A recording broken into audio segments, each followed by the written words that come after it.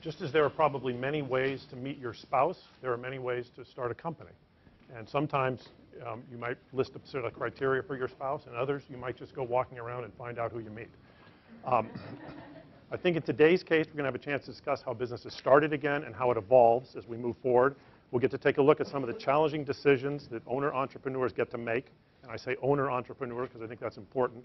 And you'll have the chance, if you decide to step into the shoes of Steve and Shlomo, and as they attempt to make a series of decisions about growing their business. You'll also have the chance to look and see what happens when something goes wrong, as it invariably does in a startup company. And I think Steve and Shlomo had a real problem here, and they're going to talk about how they dealt with it. And finally, hopefully by the end, you'll add some other criteria to your list of things that you're thinking about as we touch on things like ownership and control in companies. So without further ado, I'd like to recognize the guests in the audience. And so Ara Hahn is the case writer. You want to say hello, Ara? And David Blonder is the Chief Operating Officer at TwinMet, so he's here with us today. And this is Steve and Shlomo Rechnitz. I'm very proud to have them here. I think these guys are really true entrepreneurs. Which one is Steve and which one is Well, Shlomo? I brought you your tags, and you guys are going to have to figure it out. Sometimes we don't know. You want to take Steve this time?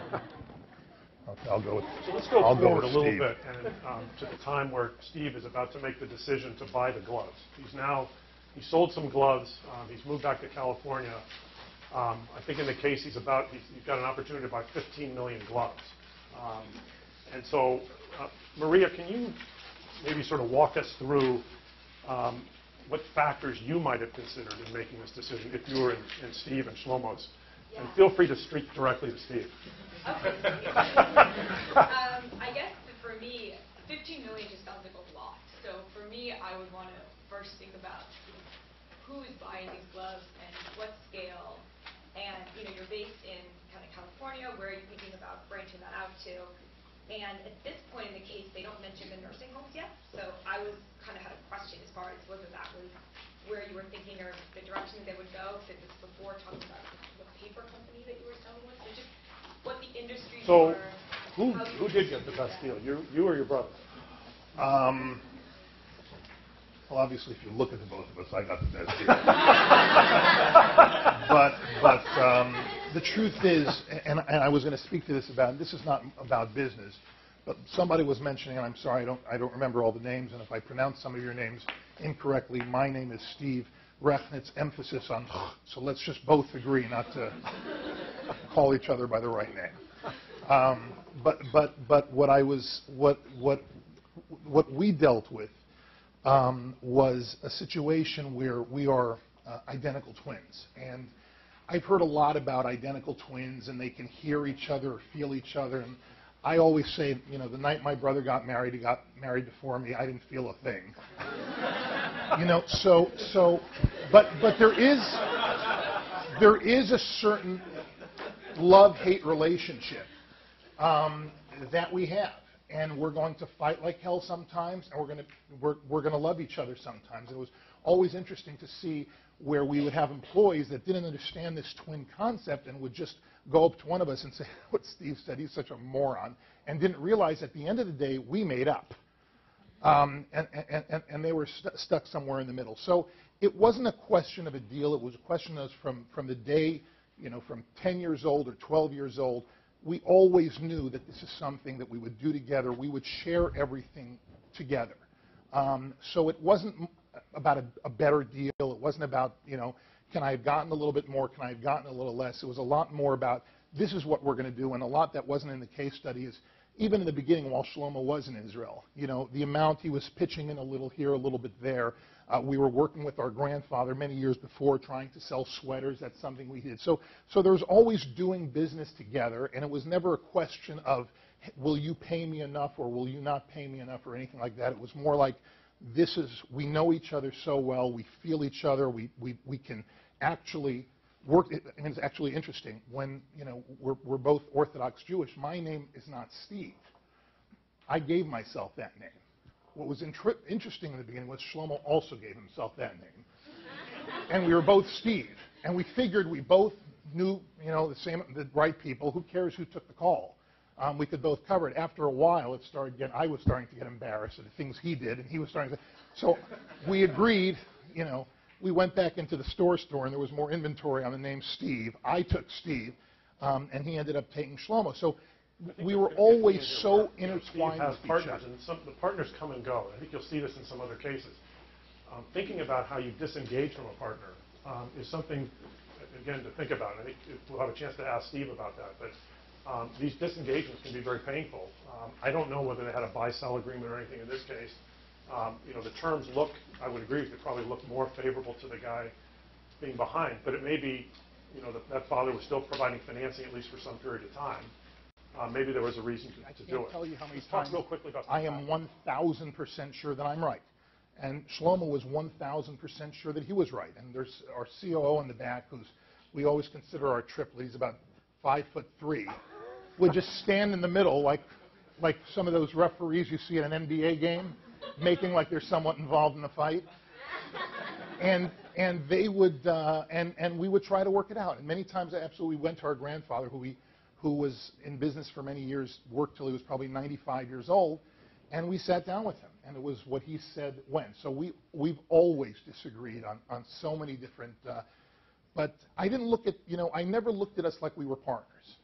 Partner is a very, very, scary word for me. My dad used to always tell me if a partner was a good thing, God would have one. And it's true in a sense. It's true in a sense because, I don't know how many of you are married, but when you get married, you can get divorced. But when you got a partner, you got a problem if you're trying to separate. It becomes a real problem. And I know somebody was talking about, well, it was $250,000. You have to start thinking to yourself, well, one lawsuit, throwing good money after bad money, one lawsuit, and you can be into that $250,000 in 5 minutes. It's not worth it. We were close. We were friends from before. Let's just do it and make it happen. I wish I had known this before. I wouldn't have given him the $250,000.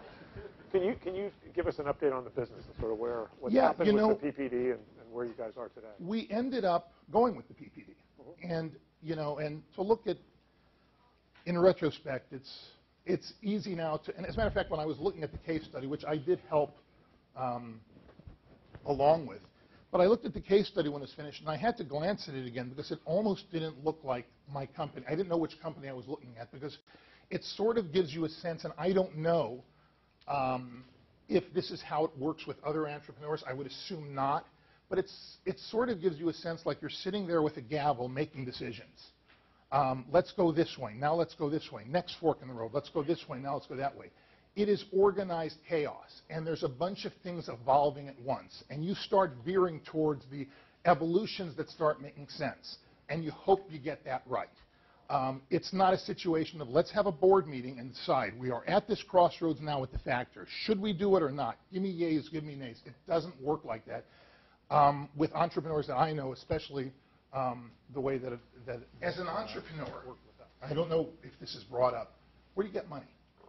You start, there was a TV show just now where people, I forgot what it was called, you came in with your idea and there were 3 people that were sitting there to have a cup of Shark. Where do you get money? Where do you start? So what we did was we said, well, gloves is probably 25% of the usage in a nursing home. Adult diapers is also up there. If I'm going to pick one item, I have to pick an item that the nursing homes are going to say, hey, it's worth it to go to another vendor if I can save money on this amount of volume. So it wasn't a sense of us saying, look, we don't want to go into full of medical supplies. We're all thinking the same thing you're thinking. The truck's going there anyways. And we certainly think that. But the question becomes, where do you get the money? Where do you start? I don't know how much they address this, but it might be something you guys want to think about. And that's where do you start? I'm sorry. And just to go back a bit, obviously you have questions, but what I say is more important. To go back just a little bit, it's when you're dealing, for instance, with a factor. Factor is a way of saying Gambino-style asset-based lending. These were people that came in from Europe and whatnot. They had good ideas. They had good profit margins, and they had no money. And you had these factors. They wanted to diversify. They were successful. They were, somebody had mentioned it, they were going to keep us only at $600,000. They need to diversify, and they know where they're going. Did we make money? We probably were not making a lot of money because we were giving 36% away. Shlomo had always said correctly, let's do the sale. Let's get the customer. Then we'll worry about the money. And there's truth to that because, as they say in business, there's sales and then there's everything else.